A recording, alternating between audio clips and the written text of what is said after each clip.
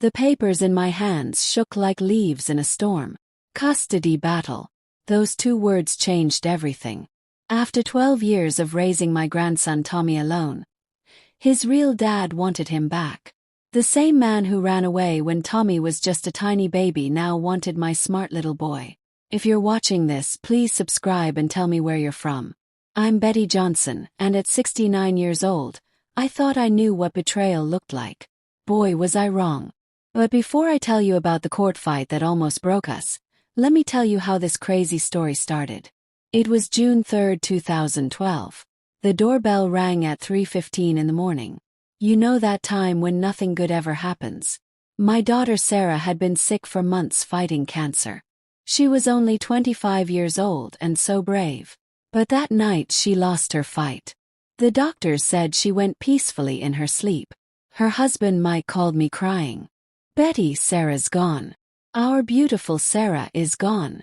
I held him tight at the funeral as he carried 8-month-old Tommy. We were all so sad and lost. But sadness does strange things to people. Some people get stronger. Others just give up. Mike chose to give up, and he was going to take my grandson with him. The drinking started right after we buried Sarah. Then Mike stopped going to work. He would leave baby Tommy crying while he slept on the couch. I tried to help every day. I brought food, I cleaned their messy house, I took care of Tommy. But Mike got angry every time I tried to help. "Stop trying to be Sarah," he would yell. "Tommy doesn't need you here all the time." For months after Sarah died, I went to check on them. The front door was wide open. My heart stopped as I ran inside calling their names. The house was a total mess. Empty beer bottles everywhere. Old food on the counter. And in Tommy's room, my sweet grandson was crying in his bed. He was so hungry and his diaper was so dirty. Then I saw the note on the kitchen table. It was written in Mike's messy writing. "He's your problem now. I can't take care of him anymore." Just like that, Mike was gone. No phone number, no address, nothing. He just disappeared and left me standing there holding an 8-month-old baby who would never see his mama again. And you know what the really weird part was? Part of me felt happy. The lady from Child Services came the next day. Her name was Mrs. Garcia, and she looked very tired. She had seen too many sad situations like this one. She looked around the messy apartment while I held Tommy on my hip. He was trying not to cry. "How long has the father been gone?" Mrs. Garcia asked, writing things down on her clipboard. "Since yesterday morning," I said. "But honestly, he stopped being a real dad months ago." I moved Tommy to my other arm. He was such a small baby with curly brown hair and Sarah's green eyes. Mrs. Garcia nodded sadly. "We need to fill out papers about him being abandoned. But since you're the grandma and there's no other family." She looked up at me. "Are you ready to take full care of him?" The question everyone was thinking but nobody wanted to ask. Was I ready to raise another child at 57 years old? To wake up all night, change diapers, and worry about another little person every single day? I looked down at Tommy. He had stopped crying and was looking at me with those beautiful green eyes. Right then, he wasn't a problem. He was all I had left of my sweet Sarah. "Yes," I said with a strong voice. "I'll take him." The papers took 7 weeks to finish. 7 weeks where I took care of Tommy while we waited to see if Mike would come back to fight for him. He never called, never sent a birthday card, never sent money to help. It was like he never existed at all. Those first years were harder than I remembered. I had forgotten how tiring babies can be. Waking up at 2 in the morning to feed him, dealing with him when his teeth were growing in, the way they can be happy 1 minute and crying the next. My friends were becoming regular grandmas who played with grandkids for a few hours and then sent them home. I was doing it all day, every day. But Tommy was special from the very beginning. Even when he was a little kid, he wanted to know everything about everything. While other kids played with simple toys, he was trying to read real books. When he was 5, he could do math in his head. When he was 8, he was reading books meant for teenagers. "Have you thought about having him tested?" his 3rd grade teacher, Miss Rodriguez, asked during a meeting. "I've been teaching for 25 years, And I've never seen anything like Tommy's brain. The test showed what I already knew.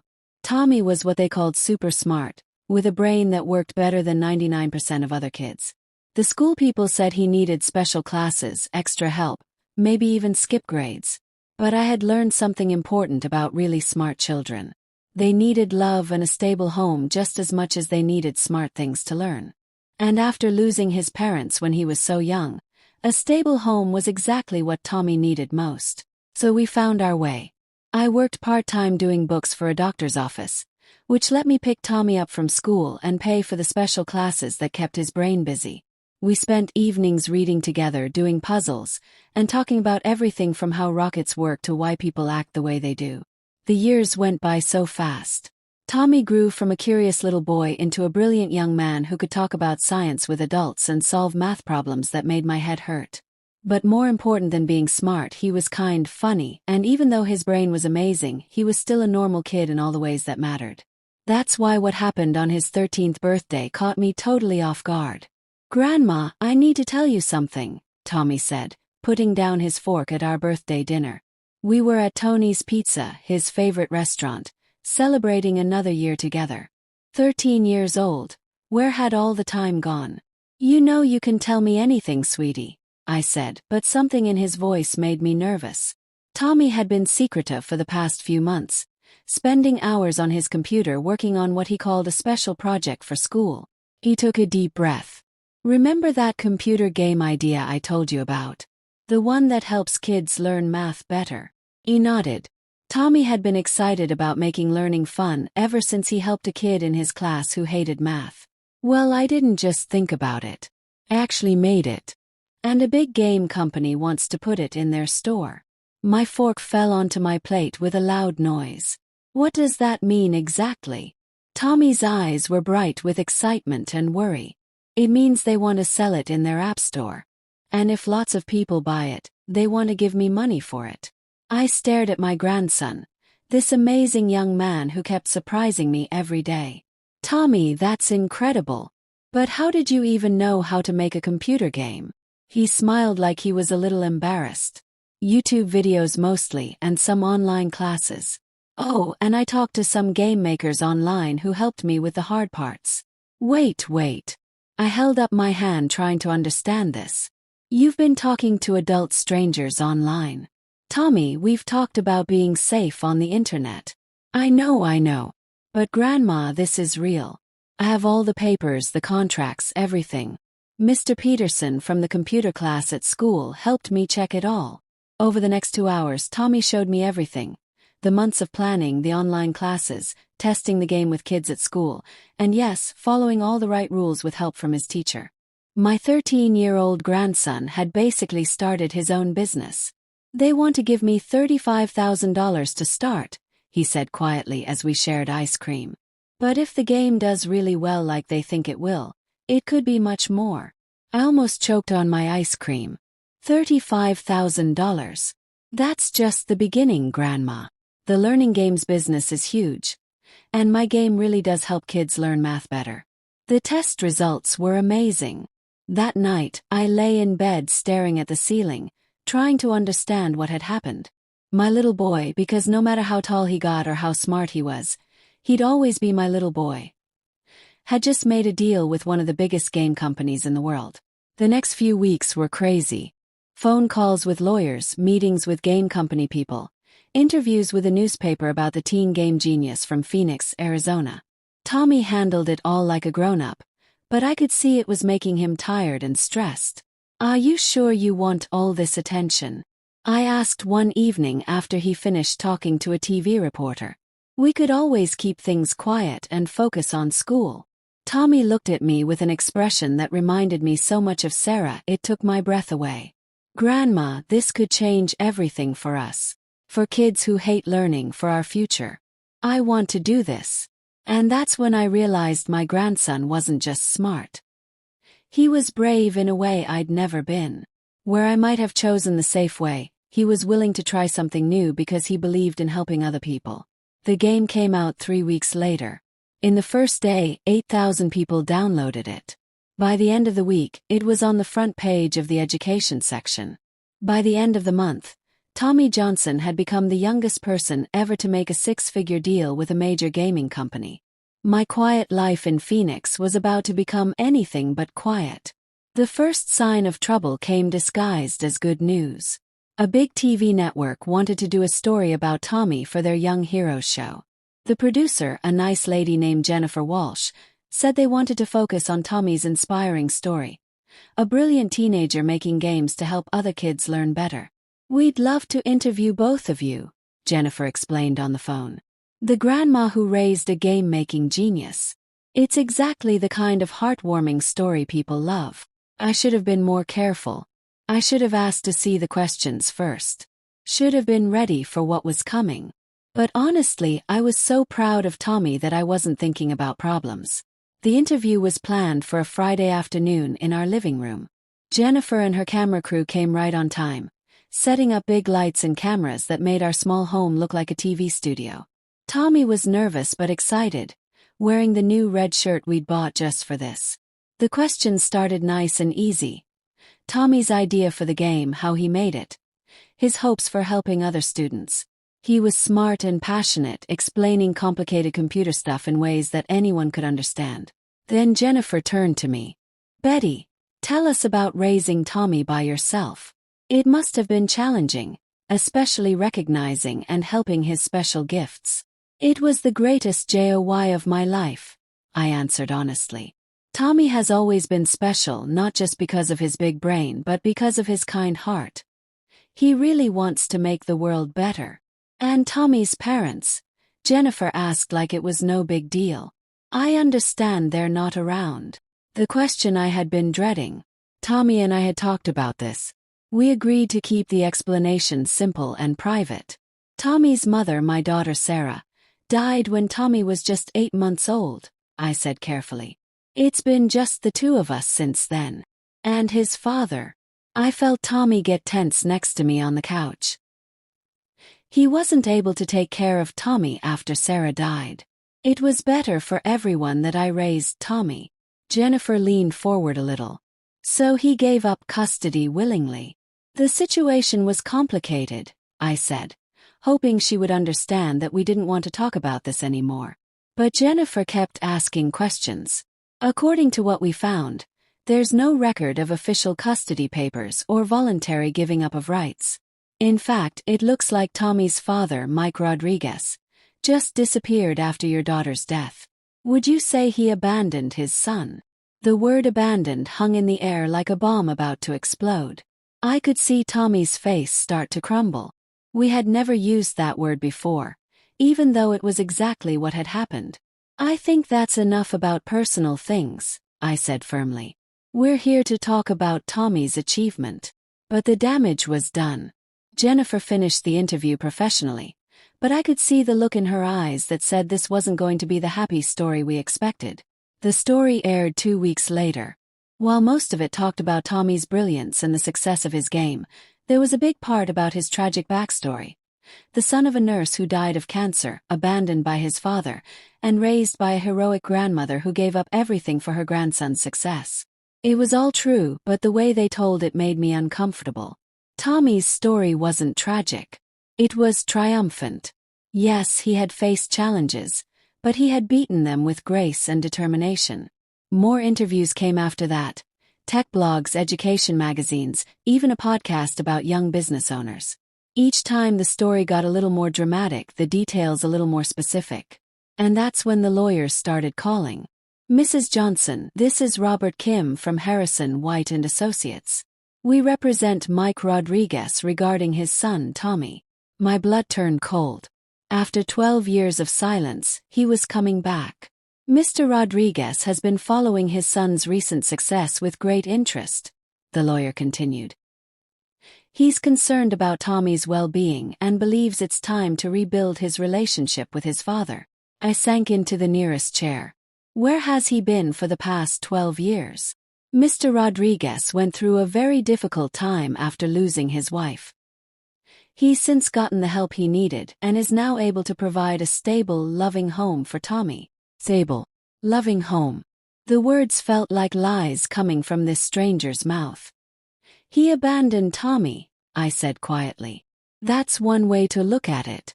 Mr. Rodriguez prefers to see it as recognizing his limitations during a crisis and making sure his son was cared for by a capable family member. The spin was perfect, I had to admit.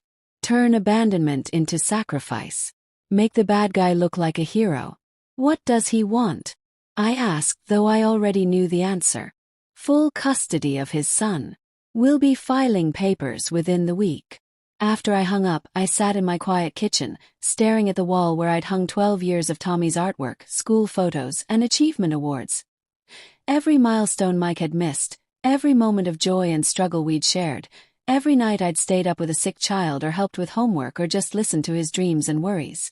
Now that Tommy was successful, now that he was profitable, Mike wanted him back. The jerk was about to find out that I don't give up my family without a fight. Grandma, what's wrong? Tommy asked the second he walked through the door from school. I'd been sitting at the kitchen table for 4 hours, staring at the legal papers that had been delivered that afternoon by a man in a suit. I looked up at my 13-year-old grandson, tall like Sarah with Mike's dark hair, but completely his own person, and felt my heart break a little. How do you tell someone that the father who abandoned them now wants them back because they're worth money? Sit down, sweetie. We need to talk. Tommy dropped his backpack and sat in the chair across from me, his face changing from worried to scared. He'd always been good at reading people. He could tell when I was upset better than anyone. It's about your father, I began carefully. His face went very still. My father's been dead to me for 12 years. What about him? He's seen the news about your game, and he's decided he wants to be part of your life again. Tommy made a sound like a laugh, but it wasn't happy. It was so unlike him that it surprised me. Let me guess. Now that I'm potentially worth millions, suddenly he remembers he has a son. Sometimes his maturity amazed me. And sometimes it broke my heart that he'd had to grow up so fast. He's filed for custody, Tommy. He says he was grieving when he left you with me, and now that he's gotten help, he wants to be your dad again.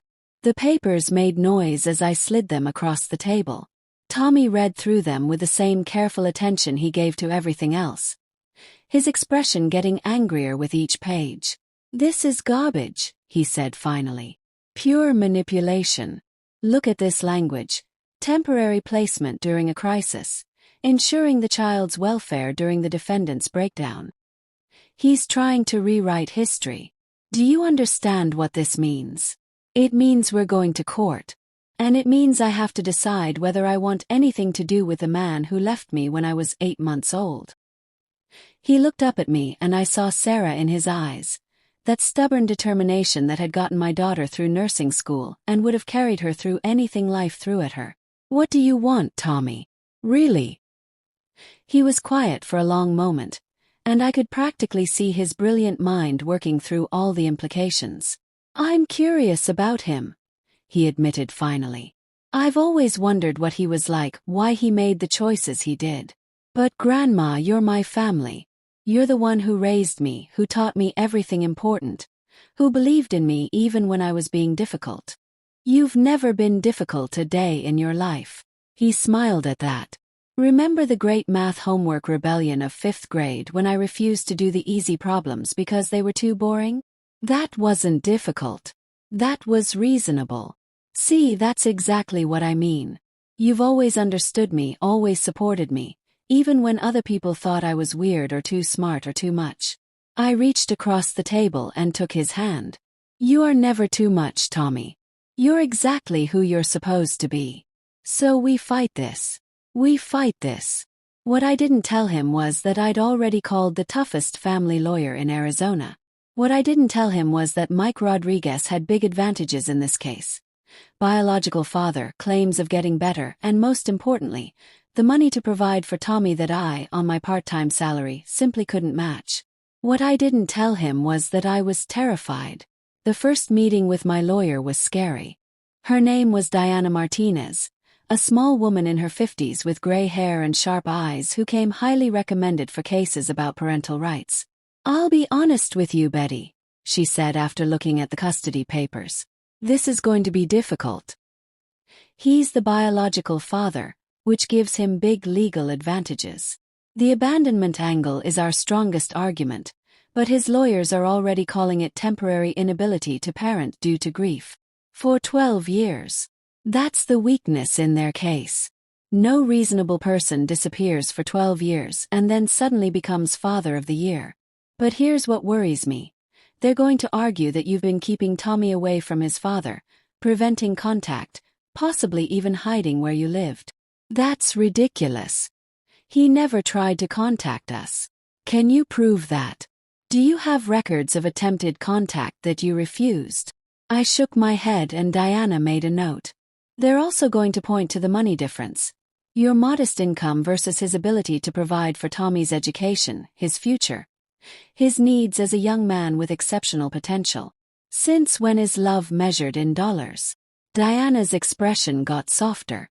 Since family court became about what's best for the child rather than what's right. And unfortunately, judges sometimes think money equals good parenting. She leaned forward. But we have advantages too.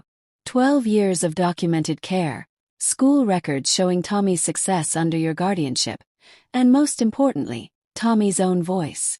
At 13, his preferences carry significant weight with the court. What do we need to do?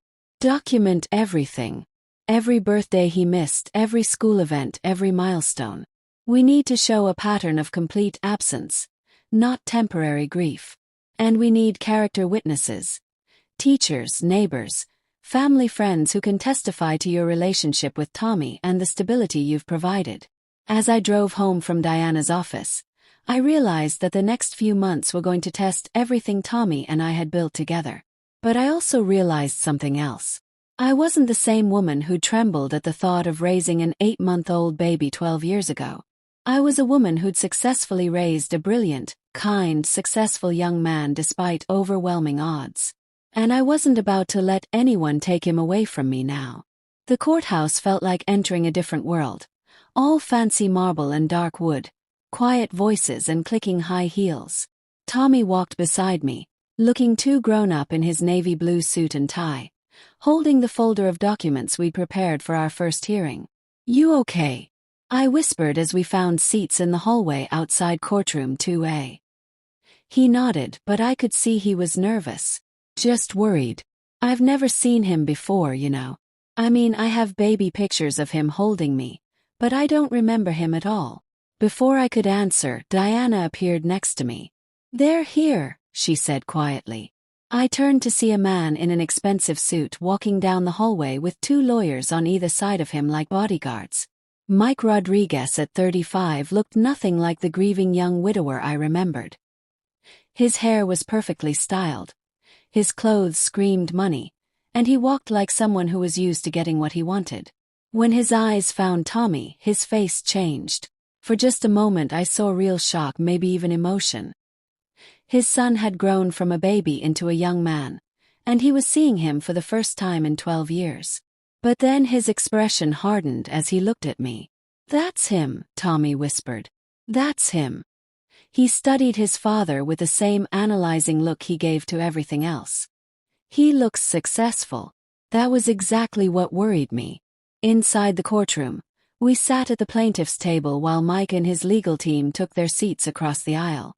Judge Thompson, a serious-looking woman in her 40s, called the session to order. "This is a preliminary hearing for Rodriguez versus Johnson regarding custody of the minor child, Tommy Michael Rodriguez. Mr. Davidson, you may proceed." Mike's main lawyer was a polished man in his 40s who probably charged more per hour than I made in a month. He stood with practiced ease and began painting a picture of a grieving young father who'd made a terrible mistake. "Your Honor, my client freely admits that he made an error in judgment 12 years ago. He was 23 years old, had just lost his beloved wife to cancer, and was struggling with severe depression and alcohol problems. Rather than subject his infant son to an unstable environment, he made the painful decision to leave him with his grandmother while he sought treatment. The spin was masterful, I had to admit. Mr. Rodriguez spent the next several years getting sober, finishing his education, and building a successful career in software development. He is now married to a wonderful woman who's eager to welcome Tommy into their family. They have a stable home, significant financial resources, and most importantly, the desire to provide Tommy with everything he needs to reach his full potential. He pointed toward Mike, who was playing the role of sorry father perfectly. Eyes down, hands folded, the picture of humility. Meanwhile, while we respect the care Mrs. Johnson has provided, she is a 69-year-old woman living on a fixed income with no ability to provide for Tommy's future educational needs. When it was Diana's turn, she stood slowly, letting the silence stretch before she spoke. Your Honor, Mr. Davidson has painted a very pretty picture of getting better and newfound responsibility. But let's look at the facts. Mr. Mike Rodriguez didn't leave his son with his grandmother for a few months while he got treatment. He disappeared for 12 years. 12 years without a single phone call, birthday card, Christmas present, or child support payment. She walked to our table and picked up a thick folder. We have documentation here of every school event, every illness, every milestone that Mr. Rodriguez missed. When Tommy was in the hospital with appendicitis at age 5, where was his father? When he won the state science fair at age 11, where was his father? When he needed someone to teach him to ride a bike, to help with high school applications, to simply listen when he had a bad day, where was his father? Diana's voice got stronger with each question. He was absent, Your Honor. Completely and utterly absent. And now that his son has achieved success that could be financially beneficial, he suddenly remembers he's a parent. I watched Mike's face turn red, but his lawyers had coached him well. He kept his sorry expression. The defense will show that Mrs. Betty Johnson has provided stability, love, and support for 12 years. She has raised an exceptional young man who is not only academically brilliant, but emotionally mature, socially responsible, and genuinely kind. This is not a case about what's financially best for the child.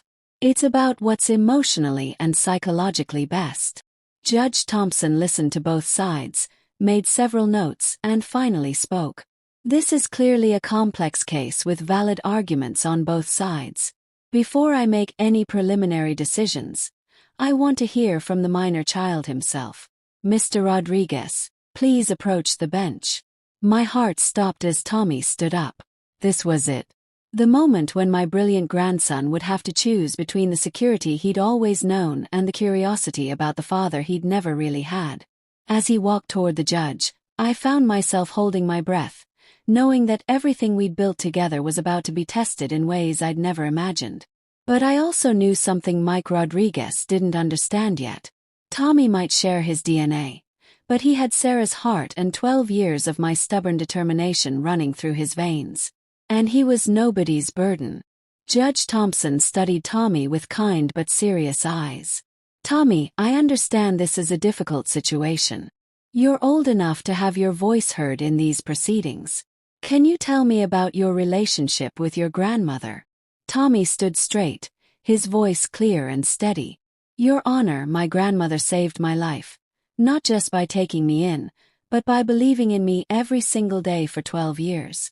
She worked extra hours to pay for my special classes, went to countless parent-teacher meetings, and never once made me feel like I was anything but wanted. I felt tears in my eyes as he continued. She taught me that being smart without being kind is worthless, that success means nothing if you don't use it to help others. Everything good about who I am comes from her. Judge Thompson nodded. And what are your feelings about your father wanting to be part of your life for the first time in 12 years? Tommy hesitated. I'm curious about him. I've always wondered what he was like, why he made the choices he did. But I don't understand how someone can just decide to be a parent again after 12 years of nothing. Would you be open to spending time with your father? Perhaps supervised visits while we work through this case. I wanted to scream no. But this wasn't my decision to make. I guess I'd be willing to meet him, Tommy said slowly. But Your Honor, my home is with my grandmother. She's the only parent I've ever known. Judge Thompson made notes. Very well. I'm ordering supervised visitation. 2 hours every Saturday for the next month. supervised by a court-appointed social worker. We'll reconvene in 30 days to assess the situation. As we filed out of the courtroom, Mike approached us in the hallway. Up close, I could see Sarah in his features.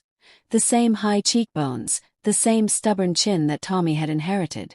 "Tommy," he said softly, and his voice broke slightly. "You look so much like your mother." Tommy studied him with scientific curiosity. "I don't remember you at all." "I know, and I'm sorry for that. I'm sorry for a lot of things." He glanced at me, and for a moment, I saw a flicker of the young man who'd loved my daughter. "I'd like a chance to explain if you'll let me." "The court says I have to spend time with you anyway," Tommy replied, and there was more of my attitude in his voice than I'd expected. "Good boy." But I also saw something that worried me. A spark of interest in his eyes. The same curiosity that made him such a brilliant student was now focused on the mystery of his absent father. That night, Tommy was quieter than usual. We sat in our small living room. He with homework and me with a book I wasn't really reading. "Grandma," he said finally, "why didn't you ever talk about him? I mean, really talk about him?" I set down my book, choosing my words carefully. "What would you have wanted me to say, sweetie? That he abandoned you when you needed him most. That he never once asked how you were doing or if you needed anything. But what was he like before? When he was married to Mom?" The question I'd been dreading for 12 years. Because the truth was, I had liked Mike at first. He'd made Sarah laugh, supported her through nursing school, seemed genuinely devoted to her. "He was different then," I said honestly. "He loved your mother very much. But people change when they're tested, Tommy. Some rise to the challenge. Others break under the pressure. Do you think he's really changed now?" I looked at my grandson, this brilliant, thoughtful young man who saw the world in possibilities rather than limitations, and felt my heart hurt. "I think people can change," I said carefully. "But I also think 12 years of absence speaks louder than any words ever could." The first supervised visit took place the following Saturday at a family center downtown. The social worker, a pleasant woman named Mrs. Stevens, explained that she'd watch their interaction and report back to the court. I wasn't allowed in the room, so I sat in the waiting area trying to read a magazine while my mind raced with worry. What was he telling Tommy? What promises was he making? When they came out 2 hours later, Tommy looked thoughtful and confused. Mike looked hopeful. "How did it go?" I asked as we drove home. "He's different than I expected," Tommy said slowly. "He knows about my game, about my achievements. He seems genuinely proud." Something cold settled in my stomach. Of course he was proud now that Tommy was worth something. He told me about Mom's stories I'd never heard before, about how they met, their first date, what she was like in college. And there it was. The hook, the one thing I couldn't give him. Memories of his mother from someone who'd loved Sarah in a different way than I had. "He wants to take me to see where Mom went to nursing school next weekend," Tommy continued. "Mrs. Stevens said it would be okay if you approved." I wanted to say no. Every instinct screamed that this was manipulation, that Mike was using Sarah's memory to win Tommy over. But how could I deny him the chance to learn more about his mother? "If that's what you want," I said. But that night, alone in my room, I allowed myself to feel the fear I'd been pushing down. Mike had money, stories about Sarah, and the biological connection that trumped 12 years of love and sacrifice. What if I lost Tommy? The change in Tommy was subtle at first. He started asking more questions about his father, about the early years of Sarah's marriage, about financial planning for his future. Normal teenage curiosity, I told myself, but there was something underneath it that made me uneasy. "Grandma," he said over dinner on a Tuesday night, "Mike mentioned that you're planning to retire soon. What happens to my college fund then?" The question hit like a slap. "What do you mean?" "Well, you're 69. Most people retire by now. And with my college applications coming up, the costs are going to be enormous." He poked at his spaghetti. "Mike said he could handle all my college expenses plus graduate school if I want to get a PhD. Everything was Mike said now. Tommy, we've always managed. I've been saving for your education since you were 8 months old. I know and I'm grateful. But realistically, your savings plus my scholarship opportunities might cover undergrad. Mike could fund everything. MIT, Stanford, wherever I want to go without you having to worry about money. The conversation felt rehearsed, like someone had coached him on these talking points. I set down my fork. Is that what Mike suggested you ask me? Tommy's cheeks turned red. We were just talking about practical matters. He's good with financial planning. It's part of his job. And what else did Mike tell you about practical matters? Nothing. Just. He hesitated. He mentioned that it might be easier for everyone if I spent more time with him and Linda. They have a big house in Scottsdale, better internet for my development work. And Linda used to be a teacher. She understands gifted kids. Linda, the new wife I'd heard about but hadn't met. Another piece on Mike's chessboard. You want to spend more time with them? I'm curious, Tommy said defensively. Is that such a crime? For 12 years you've been my whole world and I love you for that. But don't I have a right to know my father? He was right, of course, but knowing someone and living with them were two very different things. The next Saturday's visit stretched to 4 hours. Then Mike requested an overnight visit for the following weekend. Supervised, of course, but overnight nonetheless. I watched my grandson pack a small bag with an ache in my chest that felt like morning. It's just one night, Grandma, he said, but he wouldn't look me in the eyes. I know, sweetie. I just want you to be careful. Careful of what? He's my father. He's a stranger who happens to share your DNA. Those aren't the same thing. Tommy turned to face me, and for the first time in our 12 years together, I saw annoyance in his expression. You know, maybe the reason he stayed away was because he knew you'd never give him a real chance. The words hung between us like a knife. After everything we'd been through together, after 12 years of unconditional love and support, he was taking Mike's side. Maybe, I said quietly. Or maybe he stayed away because he's a coward who only shows up when there's something in it for him. Tommy grabbed his bag and headed for the door. Mrs. Stevens is here. I'll see you tomorrow. And just like that, he was gone, leaving me alone in our quiet house with a terrible realization that I might be losing the most important person in my life to a man who'd already thrown him away once. Sunday evening he came home different, more confident somehow, but also more distant. How was it? Yes. Good. Really good. He sat across from me at the kitchen table, his expression serious. Grandma, we need to talk. My heart stopped. About what? About my future. About what's best for everyone. The language was all wrong, too formal, too rehearsed. This wasn't my Tommy talking. Mike and Linda have made me an offer, he continued. They want me to come live with them. Not permanently, not right away, but for the rest of the school year to see how it goes. And what did you tell them? I told them I'd think about it. I stared at my grandson, this brilliant young man I'd raised from infancy, and realized that Mike Rodriguez was a far more dangerous opponent than I'd given him credit for. He wasn't just offering Tommy money or stories about his mother. He was offering him something I never could. The fantasy of the perfect family he'd never had. Tommy, I said carefully, do you remember what you told the judge about home being with me? I remember, he said. But maybe I was wrong. Maybe it's time for me to get to know my real family. Real family. The words felt like a physical blow. I watched my grandson walk upstairs to his room, and for the first time since that lawyer's phone call, I wondered if I was going to lose this fight.